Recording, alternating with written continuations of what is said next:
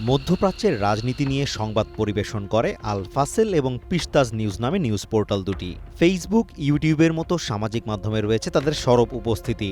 আসলে এই ওয়েবসাইটগুলো আমেরিকার সরকারের অর্থায়নে পরিচালিত প্রোপাগান্ডা নেটওয়ার্কের অংশ, এমন দাবি আমেরিকা ভিত্তিক অলাভজনক সংবাদ মাধ্যম দ্য ইন্টারসেপ্টের।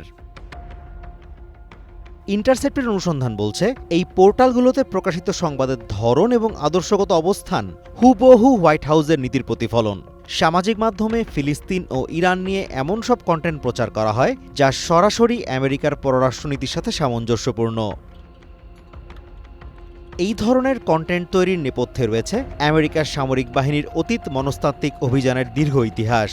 2008 সালে আমেরিকার special operations command trans regional web initiative বা TRWI নামে একটি প্রকল্প শুরু করে, যার মূল উদ্দেশ্য ছিল বিভিন্নভাবে আমেরিকার লক্ষ্য ও উদ্দেশ্য প্রচার করা। সেই প্রকল্প ব্যর্থতার দায়ে 2014 সালে সরকারি অর্থায়ন হারালেও গবেষকদের মতে বর্তমানে নতুন রূপে আত্মপ্রকাশ করেছে।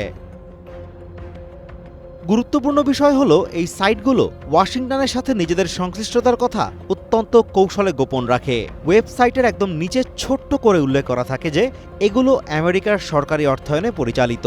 তবে ইনস্টাগ্রাম বা ফেসবুকের মতো প্ল্যাটফর্মগুলোতে প্রোপাগান্ডা রোধে রাষ্ট্র নিয়ন্ত্রিত গণমাধ্যম হিসেবে যে লেবেল বা চিহ্ন থাকার প্রয়োজন তা এখানে অনুপস্থিত।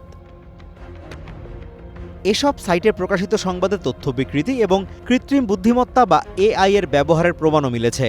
অনেক ক্ষেত্রে তারা এমন সব তথ্য প্রচার করে যা বাস্তবে US সিক্রেট সার্ভিস বা জাতিসংঘের প্রতিবেদনের সাথে সাংঘর্ষিক। অনেক বিশেষজ্ঞের মতে এই নেটওয়ার্কটি কার্যত আমেরিকার সামরিক বাহিনীর গোপন তথ্যযুদ্ধের একটি হাতিয়ার।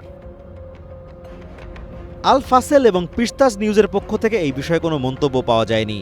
একই ধরনের নীরবতা পালন করেছে সেন্ট্রাল কমান্ড এবং প্রতিরক্ষা মন্ত্রণালয়ও। বিশেষজ্ঞদের মতে মধ্যপ্রাচ্যে তথ্যযুদ্ধ পরিচালনার দাবি পূরণের জন্য পেন্টাগন নামমাত্র এই প্রোপাগান্ডা নেটওয়ার্কটি টিকিয়ে রেখেছে, যার প্রকৃত প্রভাব এবং কার্যকারিতা নিয়ে প্রশ্ন থেকেই যাচ্ছে। Azimur Rashid Kanak, one international desk.